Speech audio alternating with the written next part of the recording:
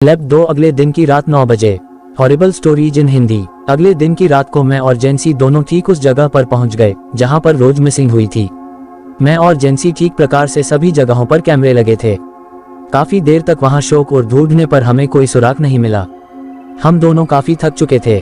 जेंसी वापस लौटकर बोल रही थी, लेकिन मैंने उसे 11 बजे तक इंतजार करने को कहा। हम दोनों को नींद की झपका आ रही थी, लेकिन मैं वहीं पर खड़ा रहा और जेंसी कार के गिरने की नींद ले रहा था। 11 बज गए थे। हम दोनों ने कुछ समय बाद वहां से जाने का निश्चय किया।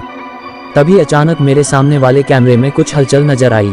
मैंने जल्दी से जेंसी को फोन किया कि ध्यान से देखिए, यहाँ कोई नहीं है। हम दोनों पूरे ध्यान से कैमरे में नजर लग गए। हम धीरे धीरे कुछ हमारे दिखने की आवाज आ रही थी। अंधेरे से एक लड़की निकल कर आई और एक पेड़ के पास आकर खड़ी हो गई। मैंने उसे आवाज दी, लेकिन उसने कोई जवाब नहीं दिया। उसने लड़की के पास ब्रेक पेड़ से अपना सर पिटने लगी। मैं जेंसी से पूछा वह ऐसा क्यों कर रही होगी। उसने बताया कि शायद वह बहुत डर जाएगी। मैंने टॉर्च करके अच्छे से उसे देखा और सारा की खूबसूरत तस्वीरों से मिला। वह रोज ही था। हम दोनों उसके पास गए और उसे पकड़कर कार में बिठाया। हमने उससे बात करने की कोशिश की, लेकिन उसने कुछ नहीं बोली। मैंने सोचा शायद वह बहुत डर जाएगा, इसलिए वह कुछ बोल नहीं पा रही है। हम रोज को उसके घर पर लेकर गए। सर ने दरवाजा खोला। रोज को देखकर वह बहुत ही खुश हो गया।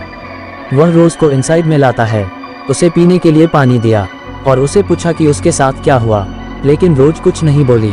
हम दोनों को वापस लौटना था, इसलिए मैंने सारा को झांक दिया।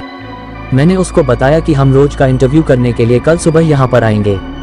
इतना देश हम वहाँ से चले गए। लैब 3 अगले सुबह। और हिंदी कहानी।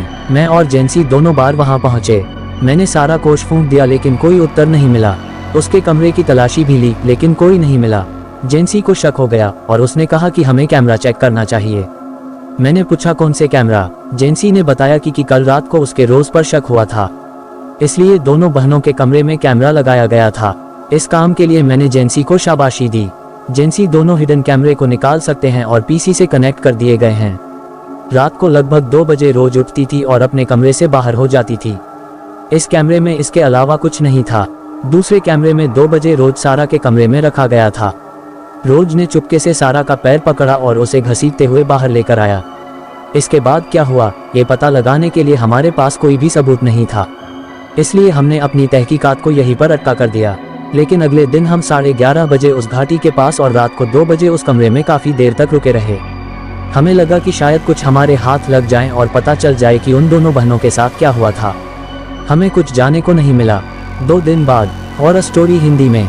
2 दिन के बाद अखबार में एक लेख आया था। इनमें शामिल था कि गोयनका हॉस्पिटल की नर्स ट्रिलर ने किलिंग लिखा था।